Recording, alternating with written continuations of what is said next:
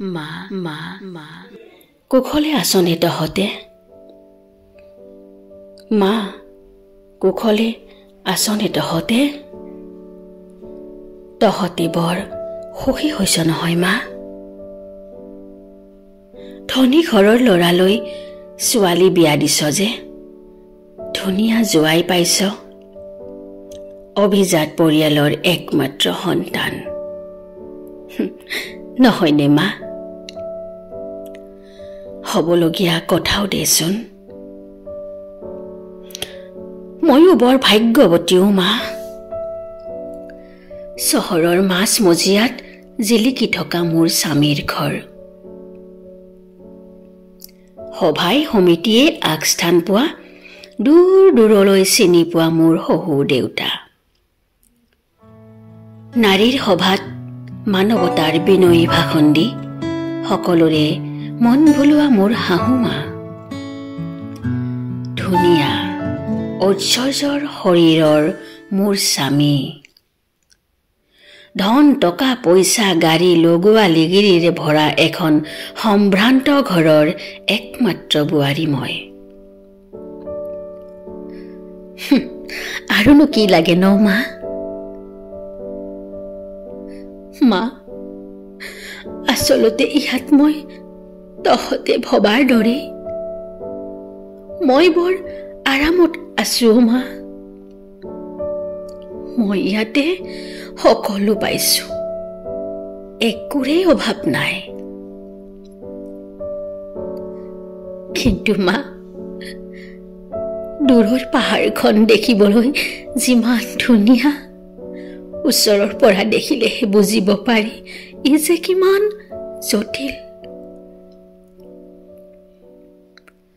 বিয়াৰ পিছৰে পৰাই আপোন ঘৰখনলৈ যাওঁ বুলিও যাব পৰা নাই। তহঁতে চাগে মোক অহংকাৰ হোৱা বুলিয়েই ভাবি আছ নহয়?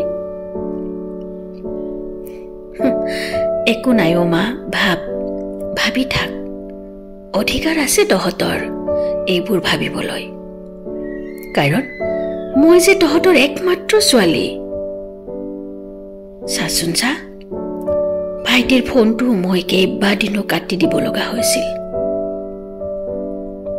সি চাগে মোক বহুত খং কৰি আছে নহয় মা? উঠিবলগীয়া কথাও দেচোন। মই অভাগিনী একমাত্ৰ ভাইটোৰ সৈতেও কথা পতাৰ পৰা বঞ্চিত হৈছো। ইয়াতকৈ আৰু কি অপমান লাগে অ' মা? আচলতে লেণ্ডলাইনত কথা পাতিলে সকলোৰে সন্মুখত কথা পাতিব লাগে। অকলে ফোনত কথা পাতি থাকিলে সমাজে হেনো বেয়া বুলি ক'ব। এইখন ঘৰৰ নিয়ম। মই এইখন ঘৰৰ বোৱাৰী যে। গতিকে মা, তই ভাইটিক বুজাবি কথাটো। তাক ঘৰখনৰ দায়িত্বত আগবঢ়াই দিবি। সি বৰ এলেহুৱা অ' মা, তাক বুজাবি। দেউতাৰ কামবোৰ ভগাই কৰিবলৈ বুজাবি। সি মোৰ ভাই, সকলো বুজি ল'ব। দেউতাৰ গা ভালে আছেনে মা? দেউতাই সময়ত দৰৱ লৈ আছেনে?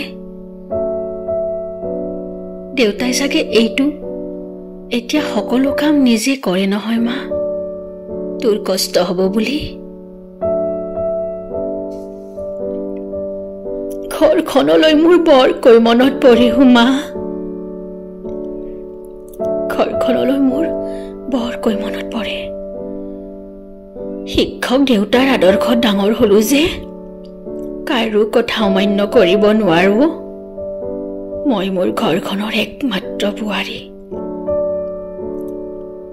দিনৰ দিনটো যেতিয়া অকলে ঘৰটোত সোমাই থাকো, তেতিয়া তোলৈ মোৰ বৰকৈ মনত পৰে মা।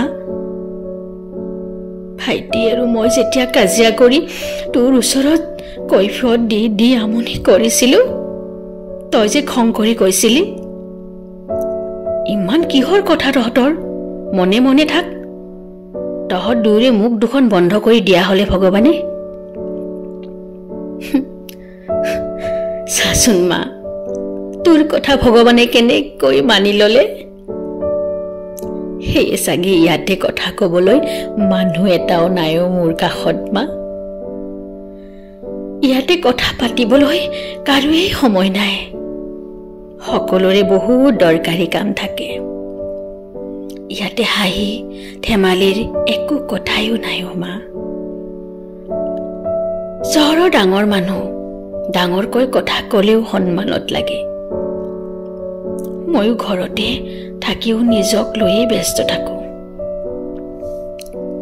সদায় ধুনীয়া ধুনীয়া কাপোৰ পিন্ধি থাকো সাজিবলৈ ইচ্ছা নহলেও পিন্ধো শাহুমাৰ আবেগ মোৰ লগৰবোৰৰ সন্মুখত মন নহলেও হাঁহিৰে সম্বোধন কৰিবা জানাই নহয় মই সমাজ সেৱিকা তেখেতসকলৰ বাবে মই মোৰ কৰ্তব্য কৰি যাওঁ মা মোৰ অন্তৰৰ কথাবোৰে ঘৰখনৰ অভিজাত্যত যাতে হানি নপৰে সেইটো মই সদায় লক্ষ্য কৰিব লাগিব মা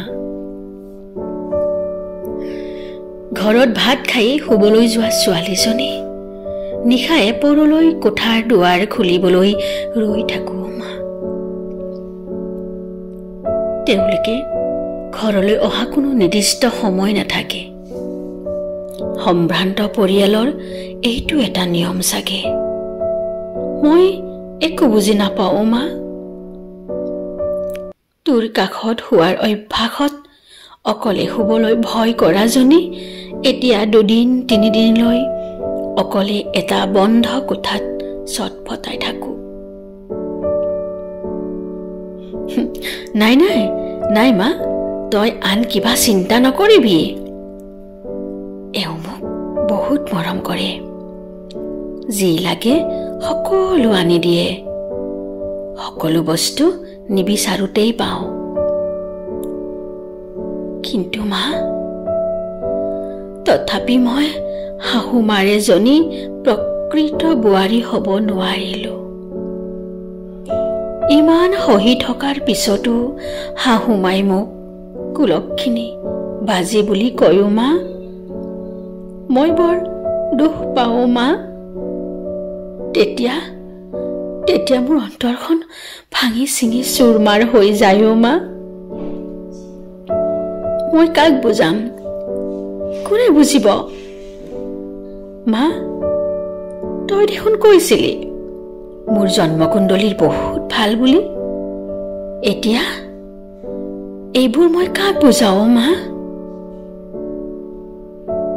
মা মই সন্তানহীনা নহয় মই সন্তানহীনা এই কথাৰ উত্তৰ বিচাৰি পত্নী অধিকাৰ সাব্যস্ত কৰিবলৈ স্বামীৰ ওচৰলৈ কেইবাবাৰো গৈছো মা আৰু প্ৰতিটো নিশা মই অপমানিত হৈছো তেখেতে মোৰ পৰা সদায় আঁতৰি থাকেও মা সদায় আঁতৰি থাকে ইমান কঠোৰ শাস্তিৰ ৰহস্যৰ আঁৰৰ কথাবোৰ আজি সকলো বুজি পাইছো মা মই সকলো বুজি পাইছো মা মই এজন নপুংসকৰ সৈতে বিয়া হৈছো মা মোৰ স্বামী এজন নপুংসক যাৰ সন্তান জন্ম দিয়াৰ